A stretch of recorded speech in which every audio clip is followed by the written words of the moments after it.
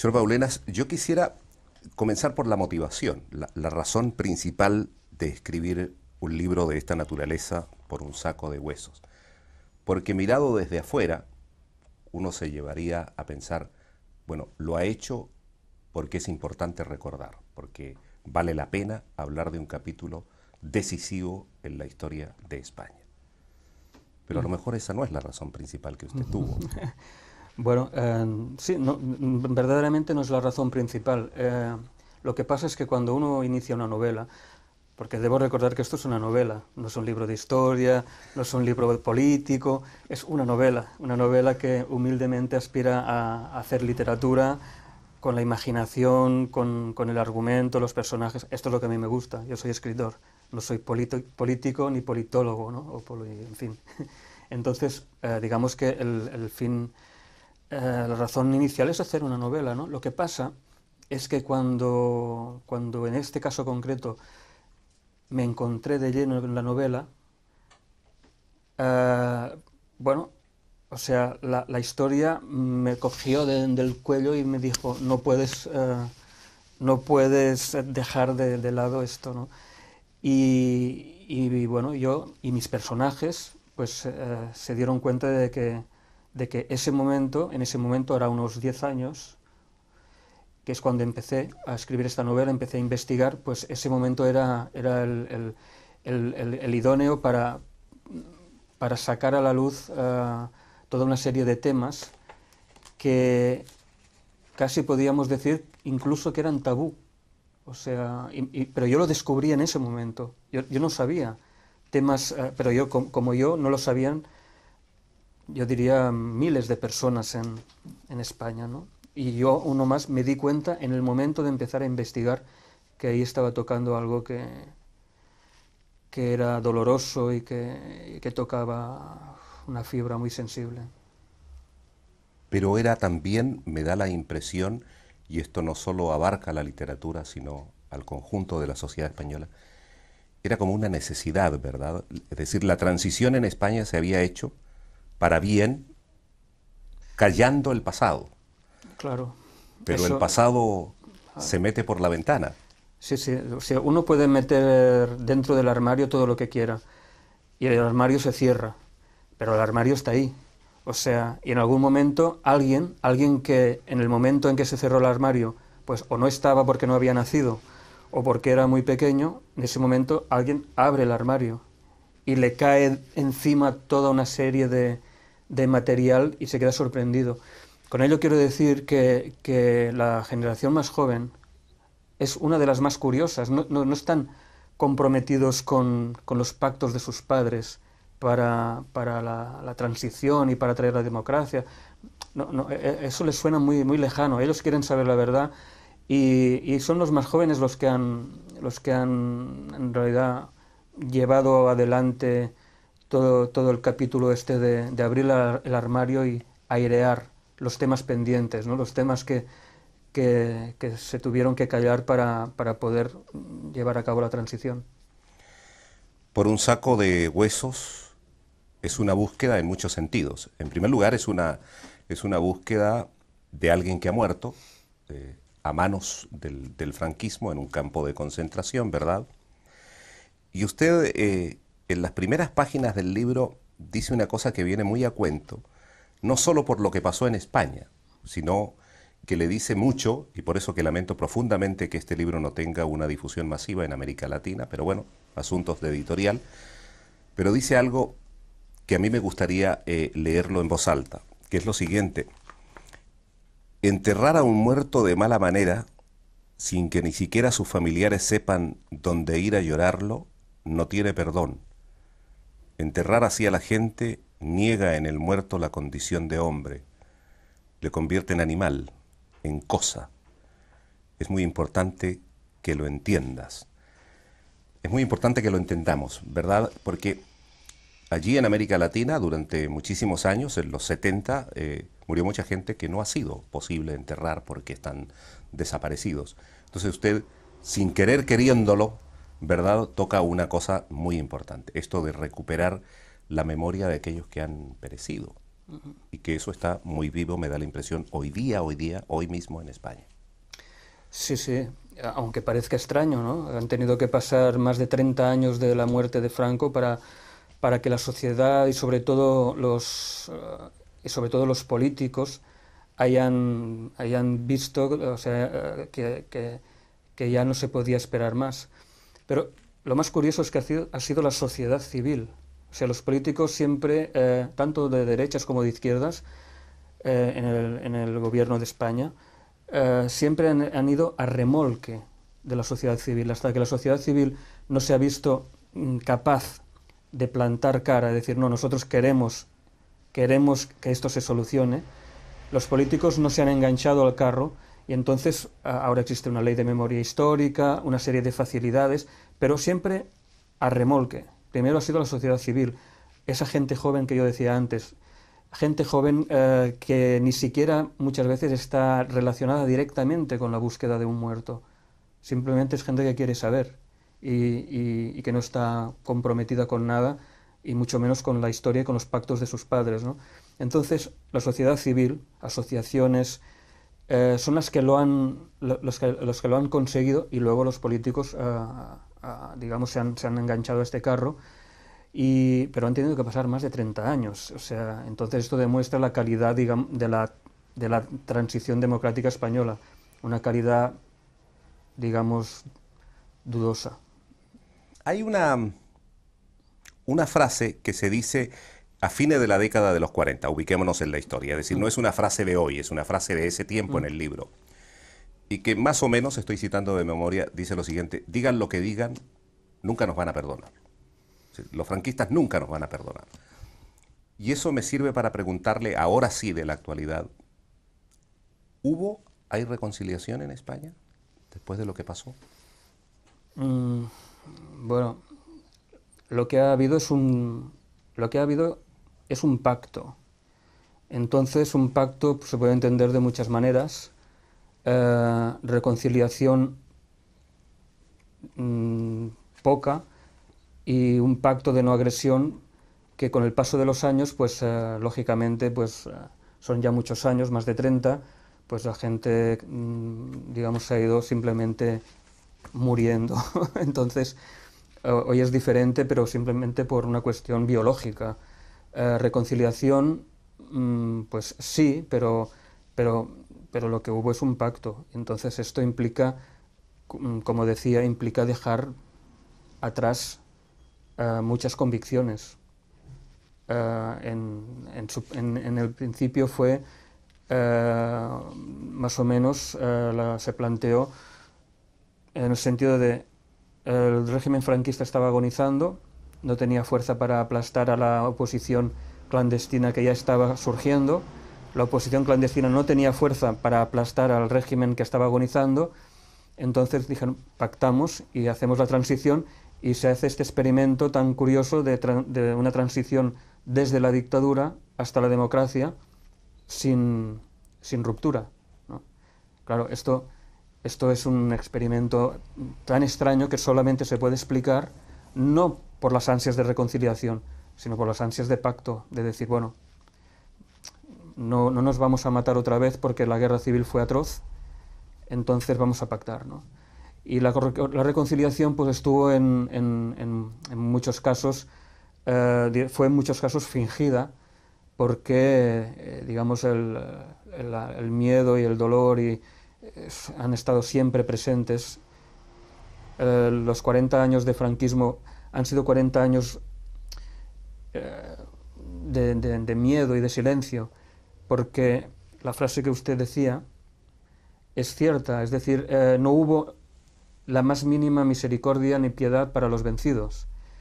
Entonces, es de los casos en la historia en que después de una guerra, en que alguien gana una guerra, se continúa masacrando a los vencidos a lo largo de los años. Los campos de concentración, por ejemplo, fueron desapareciendo, pero duraron hasta 12 y 13 años después de la guerra, ¿no? Por ejemplo, la persecución, las ejecuciones duraron hasta el último momento en que Franco murió, en el año 75. Entonces es un caso atípico, pero sobre todo lo que indica es la voluntad de atemorizar a la población hasta el último momento. Por ello se comprende luego el pacto. Entonces, reconciliación no. Ganas de cambiar, pero pactando y poca cosa más. Reconciliación, pues, bueno, fue difícil. Señor Baulenas, seguramente me voy a demorar un poco en esta pregunta, pero creo que vale la pena. Hace muy pocos días atrás, cuando se descubrió que un piloto argentino-holandés había participado en estas expediciones aéreas para tirar opositores al mar y que ahora está detenido justamente en España y a la espera de ser extraditado, buscamos aquí en Holanda a alguien que hubiese sido víctima directa de la dictadura argentina que comenzó en el 76. Y encontramos a una hija de familiares desaparecidos, 7 en total. Bueno, entonces fue a la radio, en fin. Pero quien no pudo ir fue una mujer que había sido detenida y desaparecida en 2 ocasiones. Y yo hablando con ella por teléfono, no le he visto nunca la cara, me dijo lo siguiente: no voy porque tengo mucho miedo. Tengo mucho miedo. Créame, yo voy desde el año 79 a España con una regularidad bastante asidua, y siempre he tenido la impresión que en España no hay miedo, que el miedo se terminó. ¿Cómo se terminó? ¿Por qué se terminó? ¿Qué ayudó a que se terminara? Bueno, a ver, miedo, en el sentido estricto de la palabra, no hay, uno se puede expresar, pero luego está el miedo profundo que ha persistido en muchos casos. Por ejemplo, en el caso de los muertos sin nombre, ¿no? Porque no son exactamente desaparecidos digamos, todos ellos, ¿eh? Hay muchos muertos simplemente por hecho de guerra. Lo que pasa es que pues, se enterraron de cualquier manera. Es decir, hay desaparecidos y luego hay muertos, digamos, no desaparecidos, pero sí, es decir, muertos que todo el mundo sabe quiénes eran y dónde estaban enterrados. Pero el miedo, digamos, de que saliera a la luz, pues estaba ahí. Es decir, gente que llevaba flores a un barranco en medio del campo sabiendo que ahí estaba el padre, el abuelo, pero el miedo de decirlo, eso durante 40 años de franquismo. Luego, en los 30 años que llevamos de democracia, claro, el miedo desaparece, claro que desaparece, pero la dificultad de resolver esa cuestión hace que la cosa no sea limpia. Es decir, cuando un visitante, como usted, puede llegar a España, pues claro, no aprecia miedo, la gente se expresa libremente. Así es. Pero están una serie de temas, de cuestiones que son que están pendientes y que ahora se están resolviendo por suerte. Entonces el problema es que hemos tardado mucho tiempo. Y si hemos tardado tanto tiempo es precisamente porque había mucho miedo y mucho silencio, ¿no? Cuando yo escribí este libro, por ejemplo, Sí. por ponerle un ejemplo, que ya digo, lo escribí, pues empecé la investigación, la documentación hace unos 10 años. Uno de los temas que toca es la existencia de campos de concentración durante la guerra y luego después de la guerra. Pues un tema como este que afectó a lo largo de los años a centenares de miles de personas, centenares de miles, pues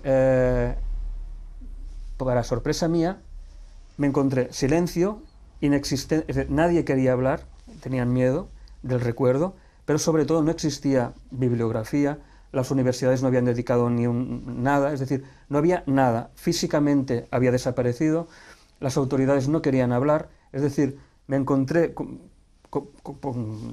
mucha sorpresa en un momento en que ya todo el mundo podía hablar, en que todo el mundo ya no tenía miedo, siguiendo el hilo que hemos... Sí.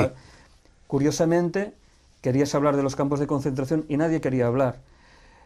O nadie simplemente sabía. Es decir, se había perdido la memoria en muchos casos de un suceso que afectó a centenares de miles de personas y que comportó la muerte de decenas de miles de personas. Es decir, o se había perdido la memoria, o la gente no quería hablar, cosas del pasado, es decir, y esto no es normal, esto no es normal, y como no es normal, en estos 10 años precisamente se ha dado el fenómeno de querer conocer la verdad.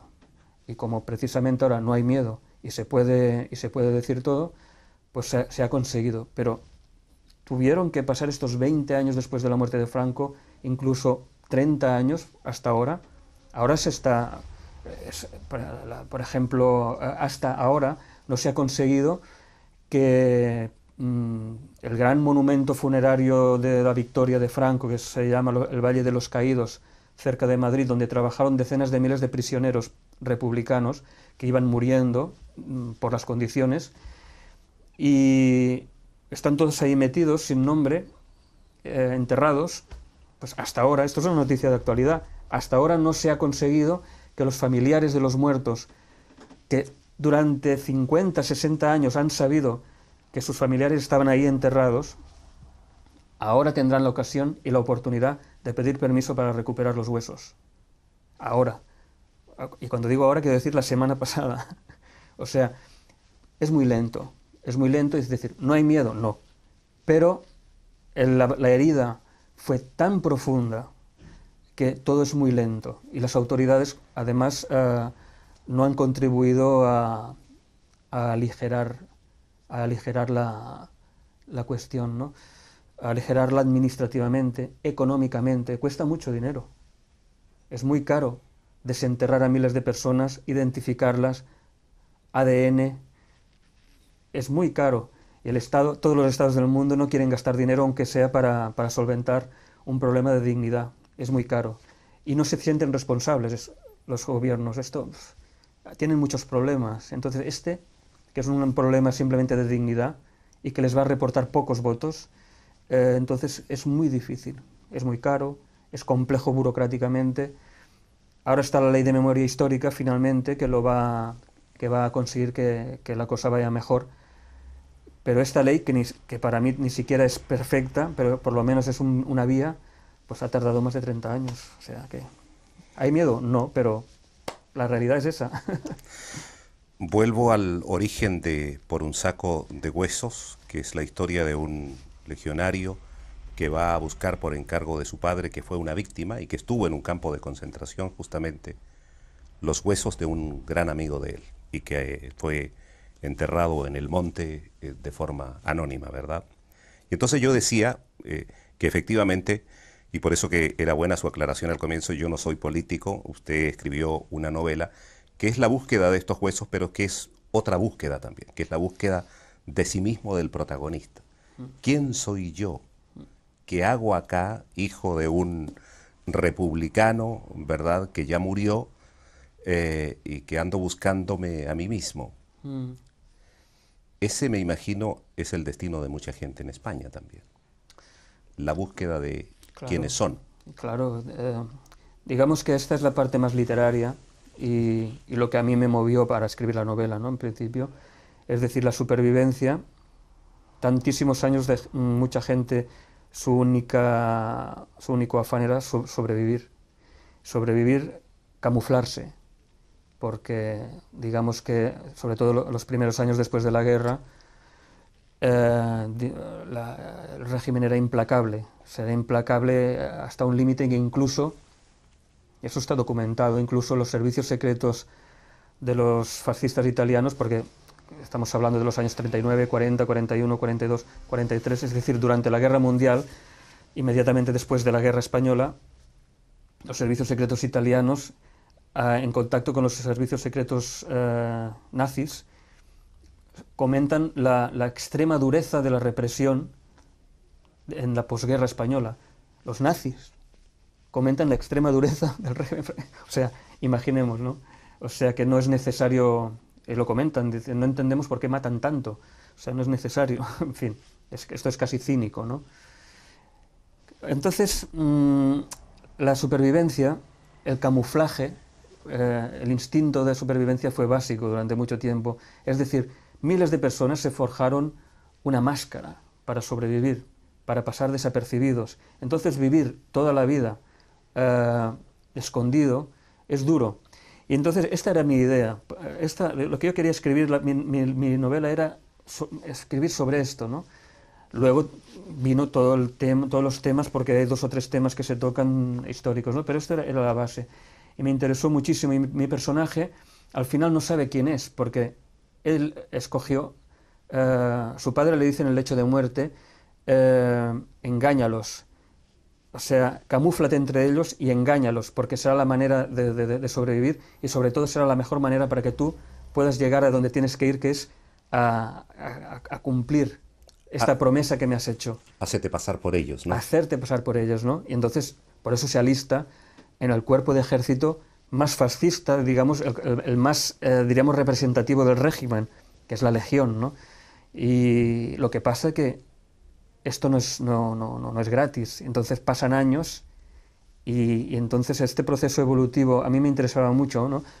Cómo permanecer puro dentro de la máscara cuando tú estás en el centro y tienes que actuar como uno de ellos, y entonces esta, digamos, supervivencia de la personalidad dentro de la máscara es lo que más me interesó. Y bueno, yo creo que esto es representativo de muchas personas que han leído el libro me han comentado, ¿no? que ellos, ancianos, ¿no? Toda la vida intentando, mirando de reojo para ver si alguien sabía, si alguien les conocía, gente normal, no gente que hubiera tenido responsabilidades políticas, porque la represión fue feroz. Las denuncias anónimas sobre alguien eran sinónimo de cárcel, más de una vez de muerte. O sea, entonces la supervivencia en un entorno hostil, pero dentro de tu casa, ¿no? En tu casa. Entonces esto es horroroso, ¿no? Y de aquí viene el silencio, y de aquí viene el miedo, y aquí se explica que todo sea tan complicado luego, y que finalmente tengas que llegar al siglo XXI para empezar a cerrar temas. Señor Baulenas, y con esto yo voy a concluir una pregunta que para usted, me imagino, es un lugar común, porque escribir de estas cosas le debe haber traído muchísimas satisfacciones y no pocos adversarios. Y los adversarios tienen por costumbre decir, ahí está otra vez un escritor revolviendo el pasado, cuando de lo que se trata es de afirmar el presente y pensar en el futuro. ¿Por qué es tan importante volver a esta novela, Por un saco de huesos, a esos hechos que rodearon la guerra civil y luego las consecuencias de la guerra? Bueno, es que esta afirmación, que tiene razón, usted me la han hecho miles de veces, porque hay una frase tópica, ¿no? que dice, ¿por qué no pasamos página? Ya que estamos en un libro, ¿por qué no pasamos página de la historia? Entonces, vamos a ver, no se puede cerrar, o sea, hasta que no se puede cerrar en falso, porque siempre hay alguien que querrá saber. Por eso insisto mucho en los jóvenes. Es que a mí me sorprendió mucho, cuando yo empecé a documentarme, me sorprendió tantísimo el interés de los jóvenes, de jóvenes concienciados, que no habían vivido en directo, ni mucho menos, pero es que tampoco tenían una relación directa con los hechos estos, su interés. Es decir, estos jóvenes han nacido en democracia, y por lo tanto no admiten que les digan esto no se puede decir, o esto, no, dicen, pero a mí, no, perdona, yo digo lo que quiero, busco lo que quiero, y yo quiero, digamos, el ansia de justicia, tú no puedes los puedes hacer callar, porque no entienden por qué. Entonces, no se puede pasar página si no se pasa bien, y si no se cierra bien la herida, pues bueno, van a pasar 20 años más, pero luego los tataranietos van a volver a insistir. Y esto es lo que yo digo, pasemos páginas, sí, pero pasémosla bien, pasémosla con dignidad y sobre todo con justicia. Es decir, tú no le puedes decir a alguien, hay opiniones para todo, pero alguien que toda la vida sabe que mataron, es decir, tú puedes perdonar, pero no olvidar a quien asesinó a tu padre y lo enterró de mala manera en el monte. Entonces, a esta persona tú no le puedes decir pasemos página. Si ella quiere, de acuerdo, pero si ella no quiere, pues se le tiene que dar satisfacción. Ir, desenterrar esos huesos, enterrarlos decentemente para que esa persona, que seguramente ya es muy mayor, se pueda morir con la tranquilidad de que por lo menos su vida ha tenido sentido porque ha conseguido... Es decir, no le vayas a explicar a esa persona, pasemos página y si quiere, de acuerdo, porque muchas personas dicen, no, yo quiero pasar página, pero muchas otras no. Y mientras haya una sola, pues se le tiene que dar satisfacción. Entonces, cerremos bien la herida y entonces pasaremos página correctamente. Mientras no se pueda cerrar la herida con dignidad, es muy difícil, porque siempre habrá alguien, 20 años más tarde, 30 años más tarde, que volverá sobre la cuestión. Es una cuestión... y esto está clarísimo porque es lo que está pasando. Entonces, cerrar la página, perfecto, de acuerdo, pero cerrémosla bien. Entonces, si no, pues no, y vamos a esperar. Hemos esperado muchos años, vamos a esperar muchos más, no hay problema. Señor Daulenas, muchas gracias por estas palabras. Desde luego, muchas gracias a ustedes.